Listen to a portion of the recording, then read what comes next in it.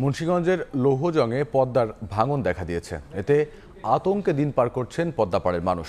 বিস্তারিত জানাতে সেখানে আছেন সহকর্মী নাসির উদ্দিন উজ্জ্বল। সরাসরি যাচ্ছি তার কাছে।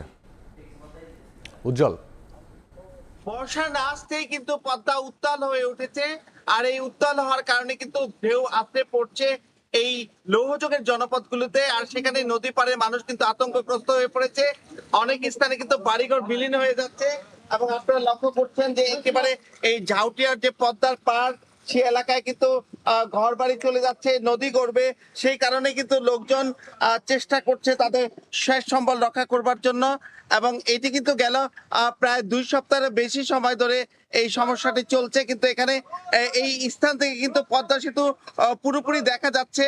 এবং এখানকার যে একেবারে লৌহযোগের শিমুলিয়া থেকে টঙ্গিবাড়ি দিঘির পাড় পর্যন্ত 13 কিলোমিটার এলাকায় 478 কোটি টাকার যে বামতি রক্ষা পাত প্রকল্পে গ্রহণ করা হয়েছে, সেই প্রকল্পের কিন্তু অগ্রগতি 33% প্রায় 21 সাল থেকে যেই প্রকল্পটি গ্রহণ করা হয়েছে এবং সেটি বাস্তবায়ন ধীরগতির কারণে কিন্তু এলাকাবাসীর ক্ষোভ, এবং এই বিষয়টি কিন্তু স্থানীয় সংসদ সদস্য সহ এখানকার জনপ্রতিনিধি এবং প্রশাসনরা এই বিষয়ে তারা কিন্তু উম্মত প্রকাশ করবার পরে এখানে কিন্তু পানি উন্নয়ন বোর্ডের টনক নড়েছে। এবং এই কারণে কিন্তু পানি উন্নয়ন বোর্ডের যে প্রধান প্রকৌশলী, তিনি কিন্তু আজকে এই ভাঙন এলাকায় আসছেন এবং এর আগে কিন্তু বিভাগীয় কমিশনার এখানে পরিদর্শন করেছেন এবং পানি উন্নয়ন বোর্ডের ঊর্ধ্বতন কিন্তু এখানে কাজ করছেন।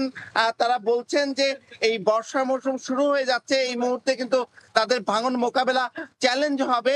তারপর কিন্তু বিভিন্ন স্থানে যে জিও ব্যাগ ফেলা হচ্ছে, মাটির বস্তা ফেলে তারা পরিস্থিতি নিয়ন্ত্রণ করবার চেষ্টা করছেন এবং ব্লক দিয়ে যে ঢেকে দেওয়ার যে বিষয়গুলো রয়েছে, সেই কাজগুলো কিন্তু অনেকটাই পিছিয়ে পড়েছে।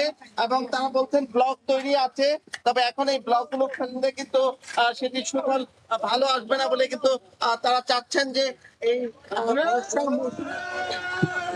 এই বছরের অক্টোবরে প্রকল্পটি শেষ হওয়ার কথা রয়েছে, কিন্তু এই যে এত ধীরগতির কারণে কিন্তু সেটি চ্যালেঞ্জ। তবে তারা বলছেন ডিসেম্বরের মধ্যে এই প্রকল্পটি সম্পন্ন করবেন। তো এই ছিল মুন্সিগঞ্জের নদী ভাঙনের সবশেষ।